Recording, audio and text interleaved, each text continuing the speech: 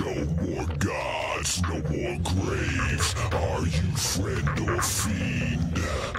No more life, no more death. Somewhere in between.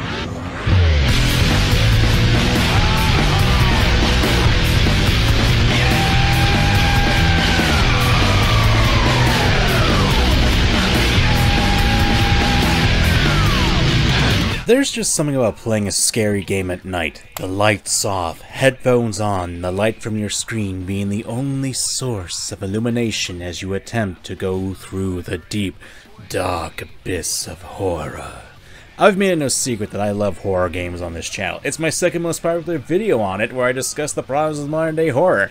And don't get me wrong, I don't disagree with what I said in that video. Rather, if anything, I still stand by my points in that. Heck, with my family seeing me talking about those horror games, I only got an appropriate reaction.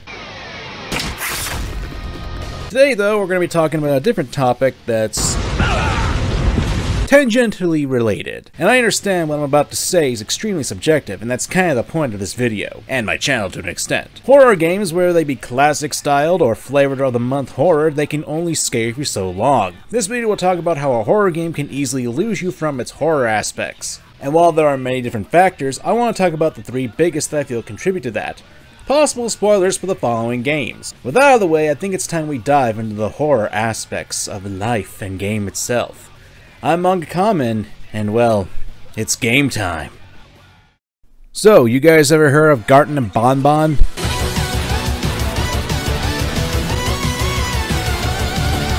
Look, I understand that everyone and their mother has complained about this game, and I've done it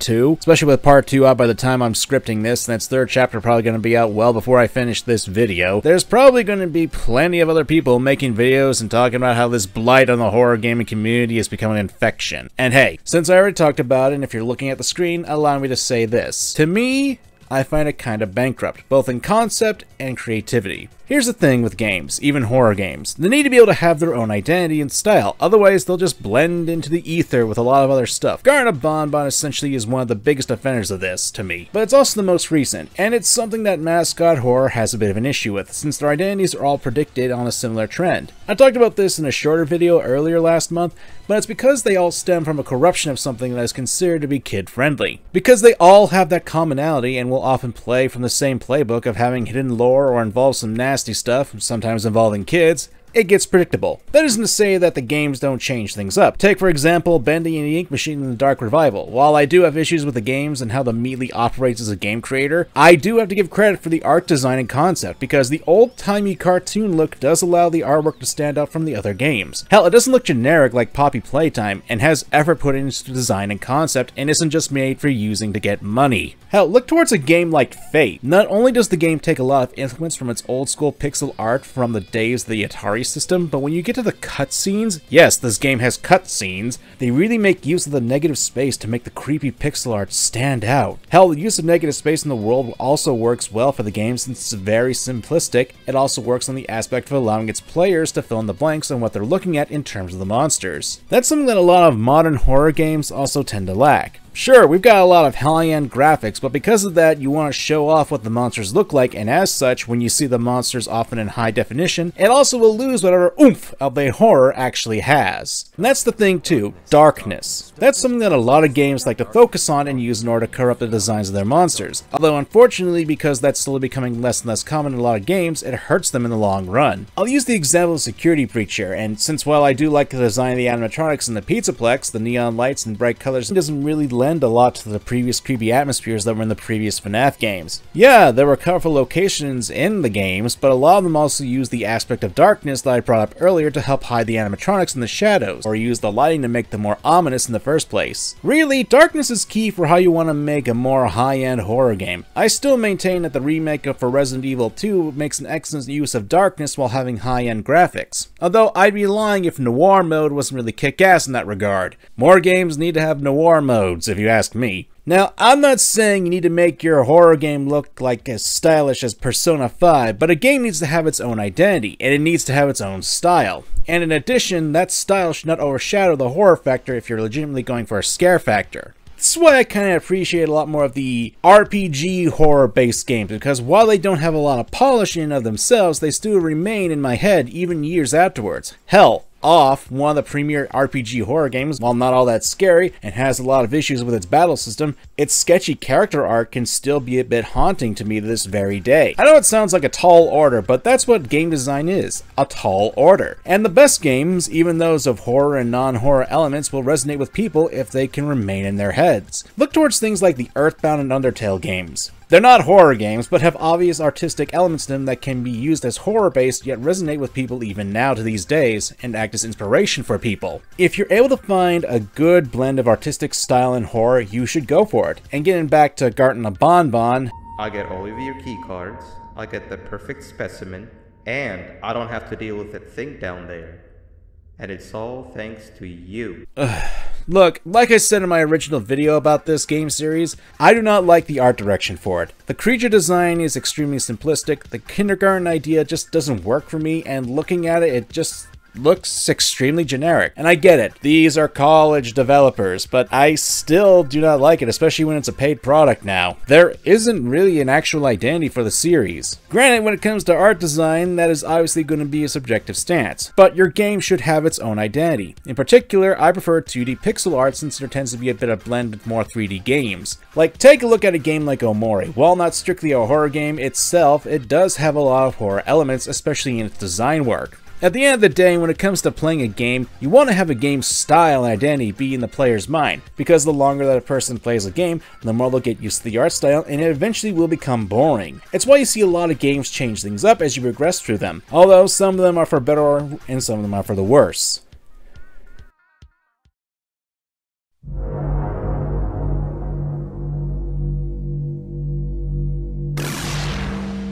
It should be obvious, but we're playing a game here, and gameplay should obviously be considered for how horror games can obviously lose their fear factor, because here's the thing. Despite how we like to think that something can be scary, rarely will something be scary more than the first time.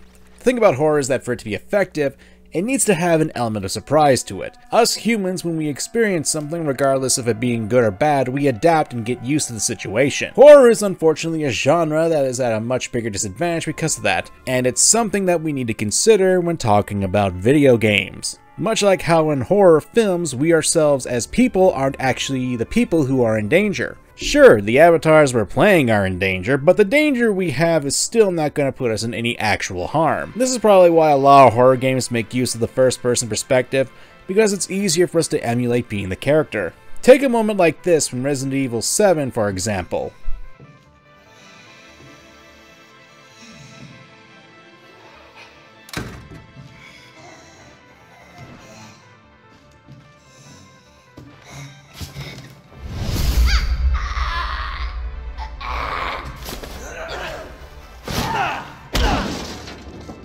When in the moment, and if you're not expecting that, that can be scary. I would imagine that to a lot of people who are watching this right now, they don't find it scary because they've experienced this moment before or have seen it before. It's a relatively early part of the game and has been played publicly by many different people. Still, when this moment first appeared and people were legitimately scared of it, I liked it. The problem is because we experience it, we expect it, and as such, it loses its scare factor. Many multiple playthroughs or watching the scene play out, we get used to it more and more until we're unfazed by the scares. I'll bring up Resident Evil 7 and Village later in this section, but I think I made my point that repetition is the death knell for horror. And with that, we need to talk about death. I've talked about death in stories before on this channel, and it's a topic that I want to return to sometime in the future, but in the context of video games, we need to remember that effectively, we are immortal. This is a problem for a lot of horror games because the danger isn't actually real, and because unless you're playing a game where you only get one shot at life, we will effectively be unable to accept the horror aspect again and again. Take Outlast 2 for example, a game that I have a lot of issues with. It's a game where the death loop is strong, and what doesn't help is the death loop that you get when you're trying to get away from the kooky religious zealots in the game. Sure, once you get the right path or action, you won't have to worry about that, but the trial and error while dying won't make things scarier. Rather, it'll just make things frustrating. And even if you go into a second playthrough, you know what to expect. You know the path. You don't have to worry about being scared, because you know exactly where you need to go and how to get there. Even then, Any frustration that you get will make horror elements be turned into annoyances, and that's not groovy.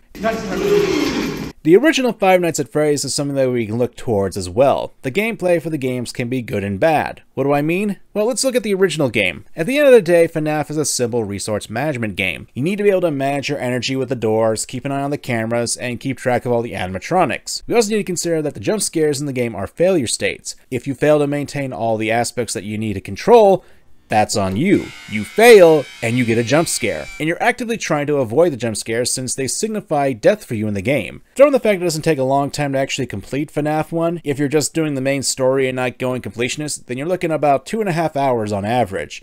To put it simply, FNAF doesn't overstay its welcome, and it makes sure that the jump scares aren't just being used for cheap fears like a lot of games will do. And yes, we will be talking about jump scares in this section too, just hold on a minute, okay? Funnily enough, when talking about jump scares, FNAF 3 is probably the worst example because the jump scares, they don't really kill you. They just annoy you and make your game a bit harder to work with, and that's not something I'm really keen about. The one jump scare that does kill you, Springtrap, it's just so lame. You just hear a loud noise and he just shambles up to you going, "Hey, how's it going, buddy?" Let's compare this to Security Breach. Security Breach changed the game into an open world horror game where you had to avoid the animatronics in various ways, searching for items, and do puzzles in order to advance the storyline. Even the so-called boss battles in the game weren't all that enthralling, as most of them required to search for things or shooting balls into a bucket. Security Breach's runtime for just the storyline takes about 9.5 hours, and that's actually on the shorter end for some games. You have to be able to really come up with a lot of ways for the player to keep being entertained, and unfortunately, thanks to Security Breach's design for gameplay, it takes the route of fetch quests, which unfortunately makes the gameplay extremely repetitive. And then if you talk about jump scares, there are the staff bots that are not only jump scares, but they don't kill you as well. They just make things all the more annoying for the player. Throw in the fact that the animatronics will somehow teleport near you, and yeah, we're not even talking about the bugs with the game. But I hear you type in your comments, the little clicks and clacks on the keyboard, that I'm going to after low-hanging fruit with this. That's the real jump scare for me. Alright, let's tackle one of the biggest franchises in horror gaming. Resident Evil. More specifically, let's talk about the latest two inclusions that aren't remakes, 7 and Village. I'm gonna be honest, I really like 7. Not only is it a very good love letter to a lot of horror titles,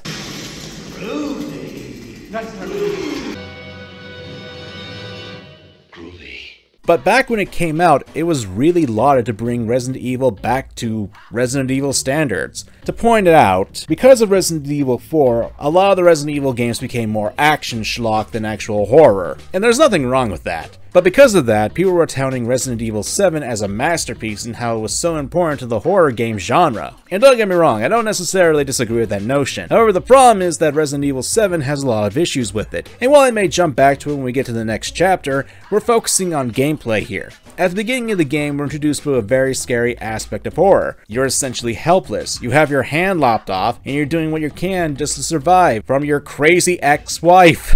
I mean, I say ex-wife, but I mean, she's been missing for years. That is some dedication there, Ethan. Even after the guest house, you're still in quite a bit of danger as you have to do a lot more ammo and resource management while dealing with the molded, an immortal redneck who just keeps getting back up again and again and again, and his demented family. The game has this pace that is slow and makes you wonder what's around the corner, and when the monster shows up, it speeds up and intensifies the horror factor. It's got a good blend of that combination of action, fear, and resource management that really makes it good. However, as we continue onwards through the game, and when we get to Lucas's part of it, the horror atmosphere really slows to a crawl, and then the horror comes from dealing with Lucas's traps, and you need to move at a snail's pace. From then on, the game turns into full-on action, which is fine, but with all the guns and upgrades you get, you're essentially not really afraid of the little girl who's actually an old woman made out of mold trying to turn everyone to her family. Throughout the game, you get used to the horror elements as you get stronger weapons and upgrades. And this is kind of a problem, but it's something that you have to bite the bullet on because that's how games work. Still, at the very least, Resident Evil 7 attempts to be a breath of fresh air despite the setting of the game. And actually at least tried to, and in my opinion did a good job of establishing a spooky atmosphere from the beginning. It only really faltered near the end of the game, especially when you're going through a cave that's just basically a meat grinder of molded. This is more than I can say for Village.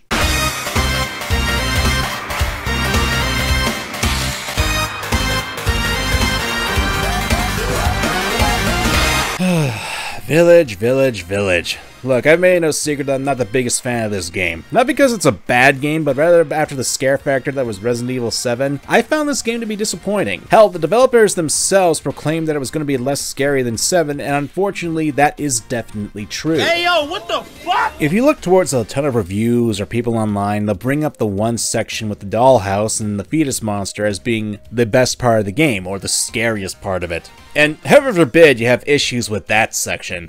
Are we at the point where we can actually speak our minds about how people who liked RE7 and its more creepy atmosphere and horror motifs are being used to create a spooky atmosphere, and it's better than this in comparison to 7? It doesn't really have that same memorability. And no, giant vampire milfs do not count. Lady Dimitrescu, while attractive, really wasn't all that scary, even while she chased you to the castle. And with all that build-up to the release of the game, you'd figure she'd have a more prominent role in the game. Not so much. While there are a lot of horror aspects in Village, what with the villains, the monsters, the set pieces, it doesn't really have that same kick that 7 had. And it's because the game decides to put action over the terror aspects. And there's nothing wrong with this inherently. Again, I have to stress that. But when there are more action set pieces over horror elements, then the horror becomes more of a backdrop. I know that I really didn't touch on the gameplay, but considering that this is tone, and how it becomes more like Resident Evil 4 and its horror becomes dressing, I find that to be an issue. Again, as a game it's fine, but with its horror elements, not so much. To me, if you only have one section of actual survival horror in your survival horror game, that I don't really consider to be that scary of a horror game. This is a similar effect to that of Dead Space, at least to me in the remake. While the upgrades and such are awesome, as well as all the weapons,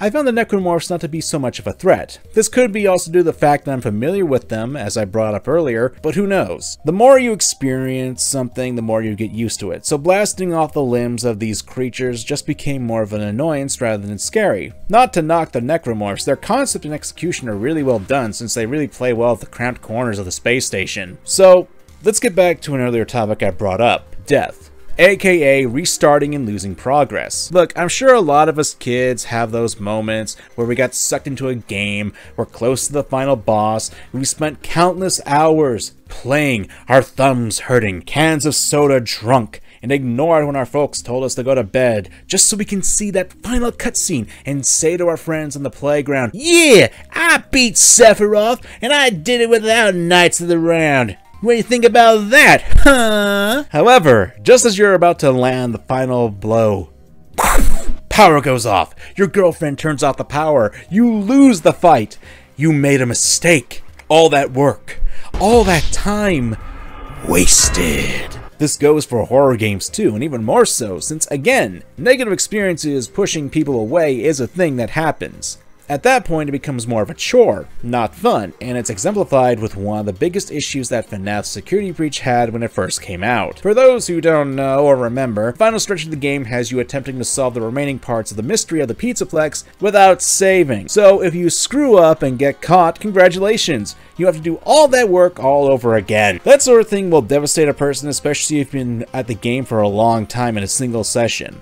This can also be done to various games that use the checkpoint system. And it's a balancing act. If you give your players too few or no continues after a certain point and they die, they're going to get frustrated and might walk away from the game. If you give too many, then you essentially make death be inconsequential. I think the best way to go about this is with the Resident Evil HD remaster, where saves are actually a limited resource. The ink ribbons.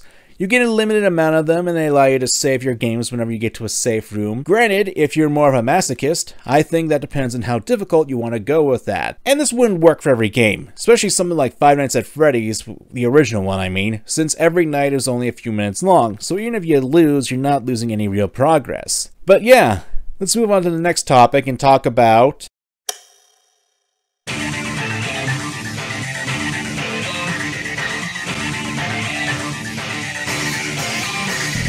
this shouldn't be really much of a surprise, but horror and fear tend to be negative aspects. We as humans do try to avoid this negativity as much as possible, and unfortunately, horror is a part of that. It's the same reason as to why we learn not to stick metal things in the toasters as a kid.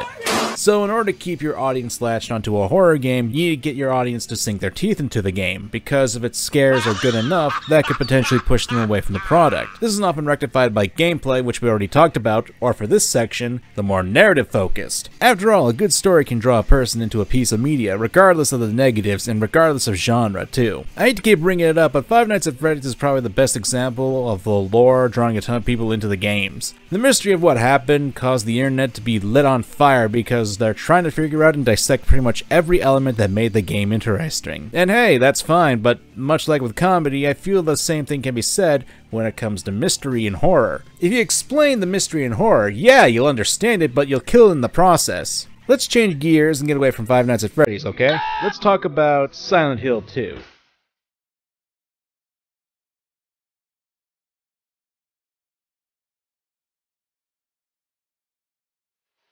Listen, I don't need to tell you about how good Silent Hill 2 is. Pretty much everyone and their mother has already sung the praises of the story of this game and how it draws you in with its depressive mood and haunting atmosphere. James' descent and learning of his repressive memories of the events prior to the game add a nice twinge of irony to the narrative, about how people deal with guilt, grief, loss, and all those negative emotions that can mess you up.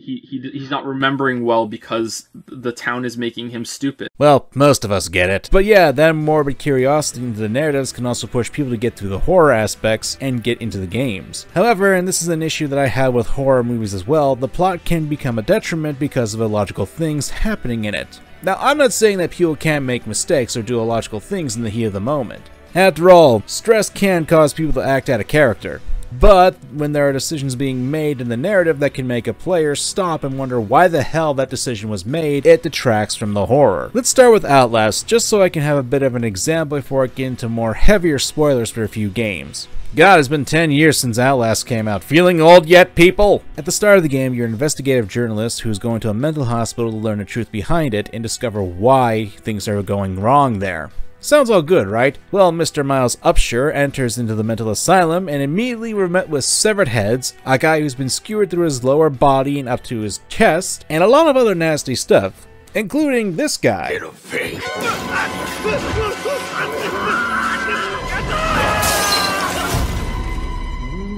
Now, I can respect investigative journalism, but since he's recording a lot of this stuff as well as him breaking into the asylum, he'd have some pretty good evidence to show that there's some screwy stuff going on in that place. Like, I know that the why is still a mystery, but considering the signs of danger and the depravity that's on display, it just comes off as stupid not to get the hell out of there. And here's where we get into spoiler territory for a number of games, so if you guys don't want to get spoiled for the following games, then I suggest you go to the final chapter of this. Don't worry, I have a few things I want to talk about in that final chapter, so you're not missing too much. And I'll wait for you guys to scroll down and get to the last chapter of this video. Okay, we good? If not, well, too bad. Let's start with Omori.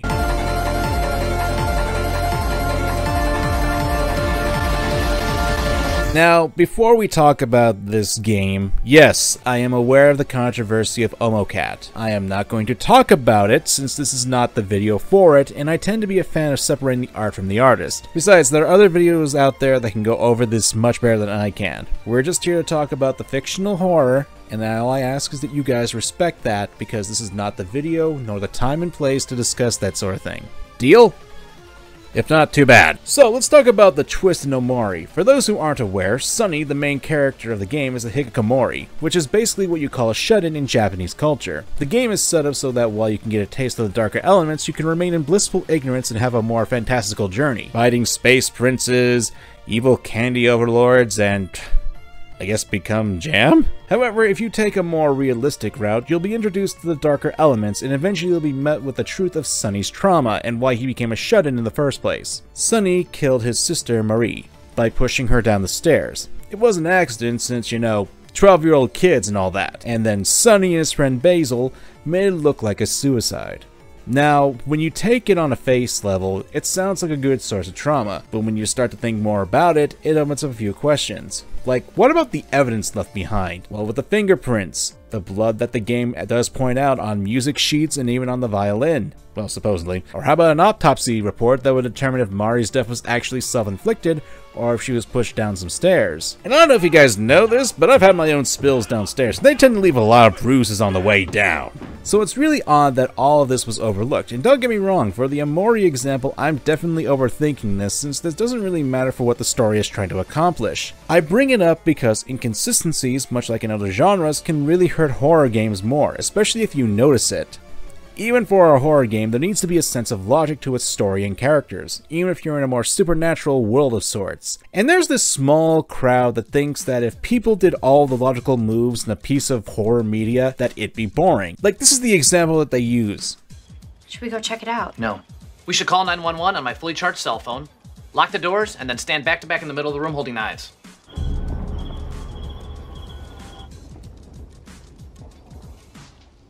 I love you. Shh. And I have to say, that is very stupid. I bring this up because a week towards, like, Resident Evil Village, Chris Redfield is probably the worst thing about the story. So let's break it down. We start the game off with Ethan Winters and his wife being attacked by Chris's men. They kill Mia, knock out Ethan, and take his daughter Rose. Funnily enough, they're driving nearby in the main baddie's town and castle, and they get jumped.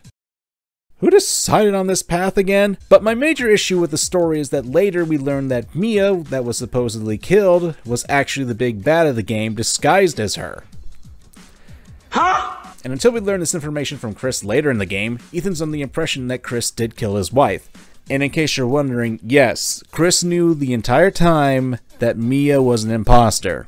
I do not care how much you people get on my case for this. This is just stupid writing, and no, it's not on the same level as previous Resident Evil writing. Yes, the old Resident Evil was goofy and over the top, but it also had its own logic to it.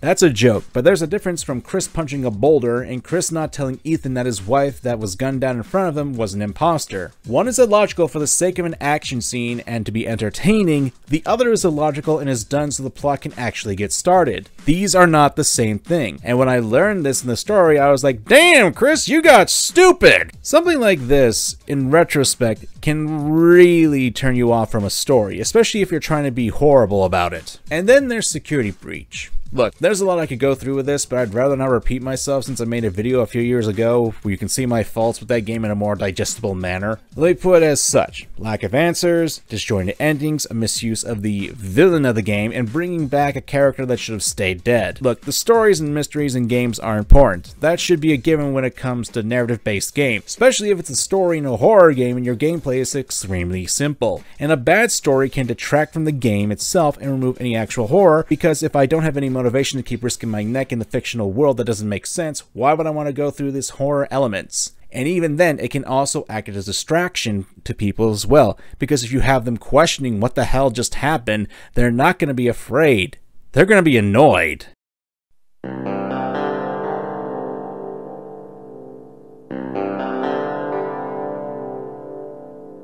There are a number of reasons why horror games lose their edge with their horror elements as you play them, and oddly enough, it's the same reason why a lot of people fall off with other games from different genres. To me though, I feel like these reasons are more prominent with horror genre. Why? Because again, with horror, you've got an uphill battle to keep people playing it. If you want an example of this happening in real time, let's do a quick comparison between Dead Space Remake and the Callisto Protocol. With Callisto, it has a lot of the original elements from Dead Space, what with the setting and set pieces, but it really falls flat with its scare factor. Like, there's some tension, but there really isn't anything that pops out to me. And there was also the autosave system, where it activates at certain times but will only trigger once that time is set. Throw in the fact that the game does a poor job telling you which way is the primary path and which one is a side path, you can get stuck in terrible spots where you trigger the game's autosave, and it can be a slog if you die. And because it will load you back on the primary path with none of the secondary stuff completed. Even though you can manually save, it's kind of pointless because the game's autosave checkpoints are the only honored restart locations, so congratulations, you made a terrible system.